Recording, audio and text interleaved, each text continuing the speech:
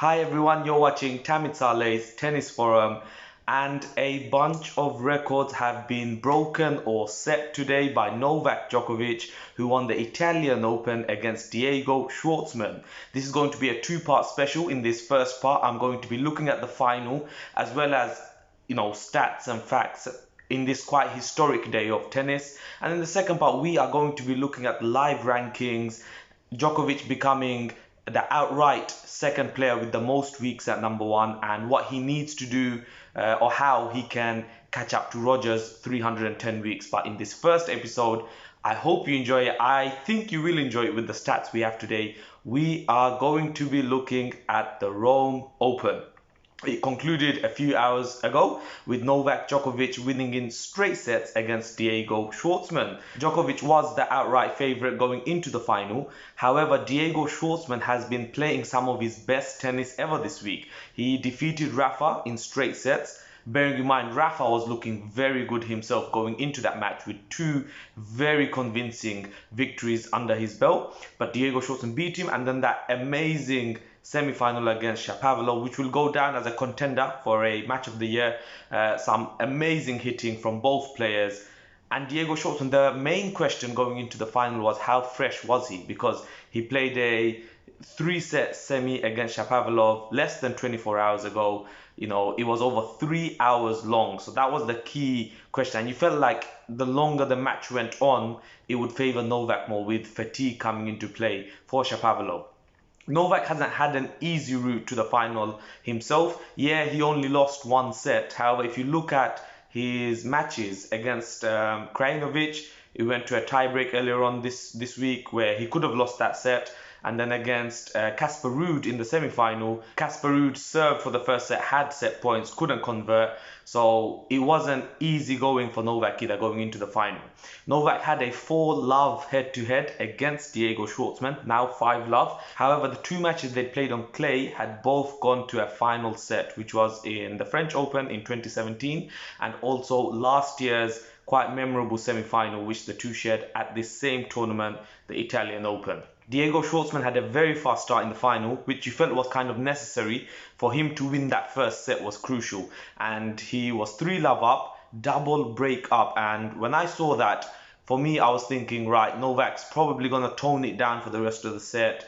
It's kind of, your double break behind, focus on the second and third. However, Novak Djokovic, the mental giant that he is, he didn't give up. And one thing is that Novak is arguably the best returner of all time. Diego Schwartzman at 5'7", not a powerful first serve. He only had 4 aces the entire tournament leading up to the final.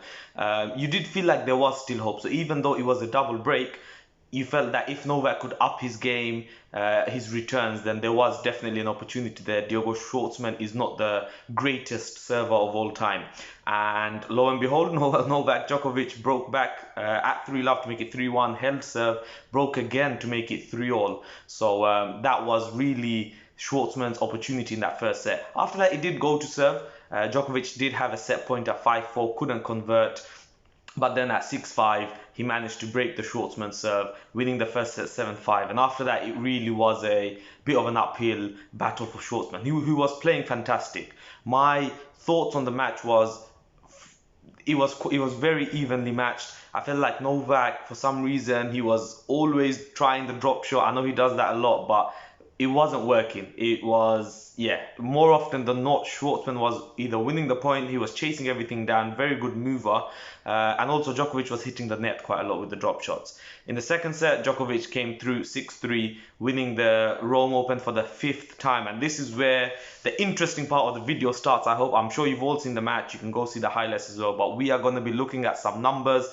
You know how I love my numbers, some stats now. Now that Djokovic has won his 5th Rome Open, by far his most successful clay Masters 1000 event, and only 4 behind Rafa. Now this was his 10th final, so it's 5-5 in terms of finals for Novak at Rome. This win for Novak means that it is his 10th Masters 1000 on the clay. He's won 5 in Rome, 3 in Madrid and 2 in Monte Carlo. And when you look at the grand scheme of things, that is it's an amazing achievement to win 10 Masters 1000 on clay during the Rafa era the clay dominance. That is quite spectacular.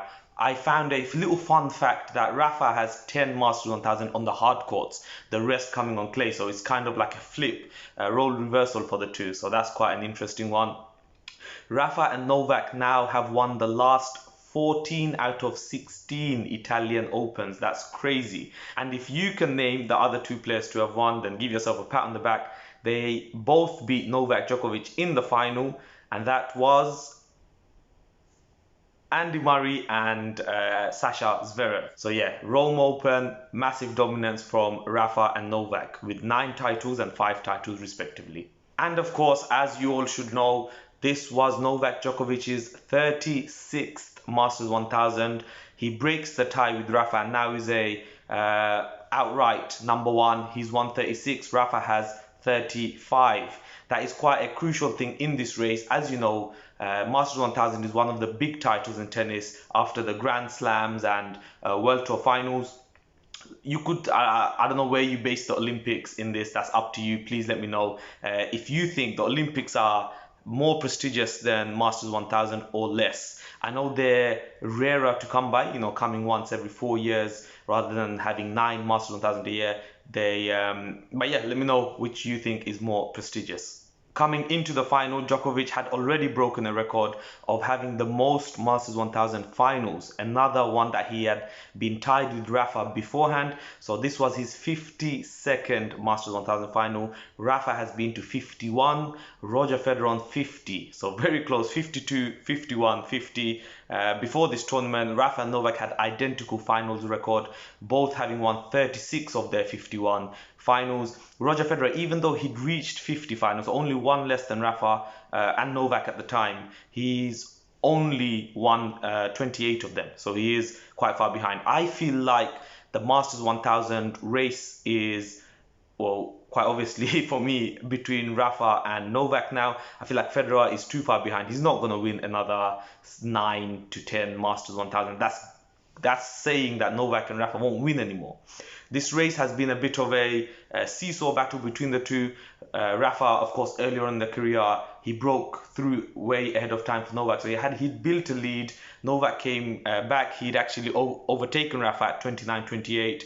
Then Rafa got the lead again, and at one point he was 33-30.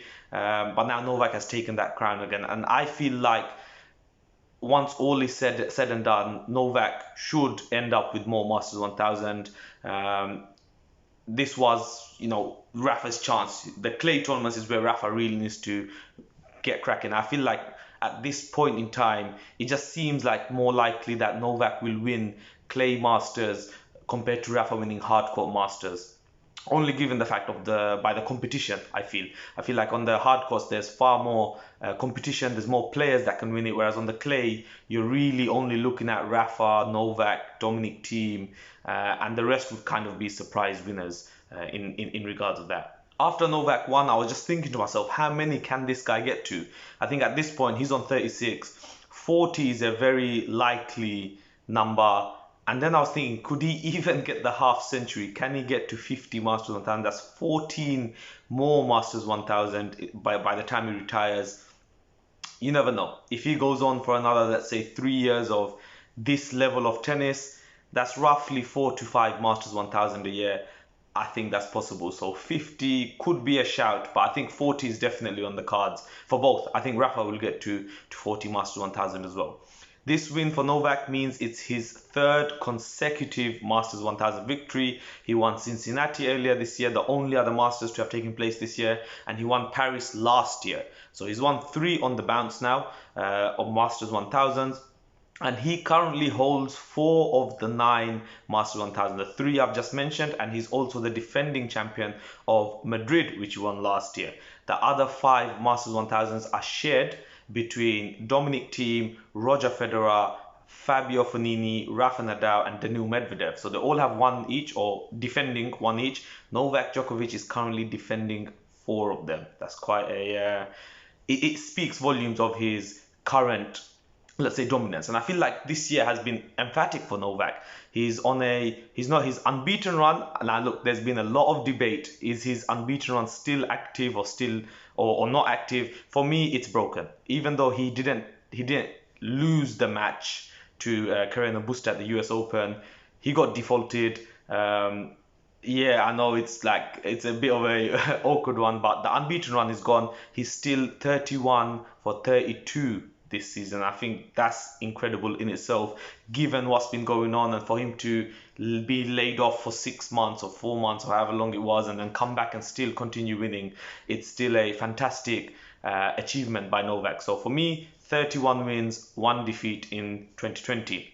In the big titles race, now this includes the Grand Slams, the Masters 1000 and the ATP World Tour Finals, and for me there's been lists of both, but I also include the Olympics gold. Novak Djokovic extends his lead now. He's got 58 big titles compared to Rafa with 55, which includes the Olympic gold, and Roger with 54. So he's just extending that now, and at this point I think he's going to end up with the most big titles victories. Looking at total titles, Roger Federer still in the lead for that one, chasing down Connors. Roger's on 103, Rafa is on 85, and Novak is on 81. So he's, edging closer to Rafa now, only 4 behind.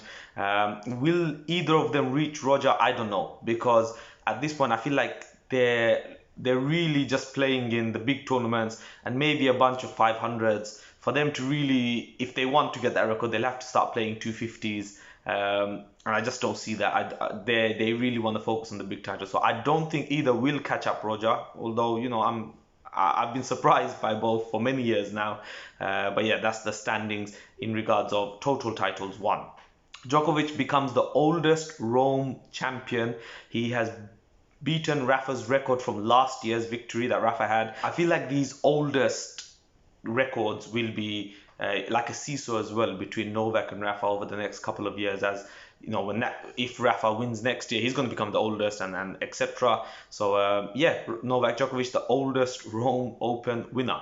Diego Schwartzman could have entered the top 10 in the rankings for the first time in his career had he won Rome Open.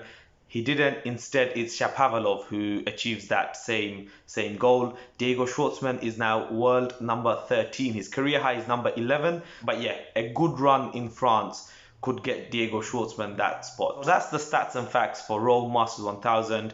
Do stay tuned in for part 2, which I'm going to release in a few hours.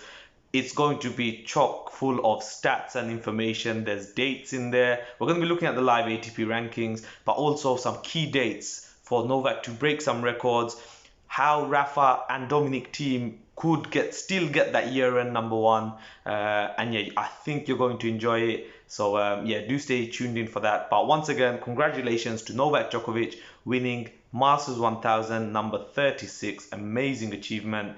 And yeah, I hope you enjoyed this video. I tried to focus maybe a little less on the match itself, because you can all watch it, and more on the stats and facts, which for me is what really excites me and interests me. So I hope you learned something new in this video, and take care. See you on part 2.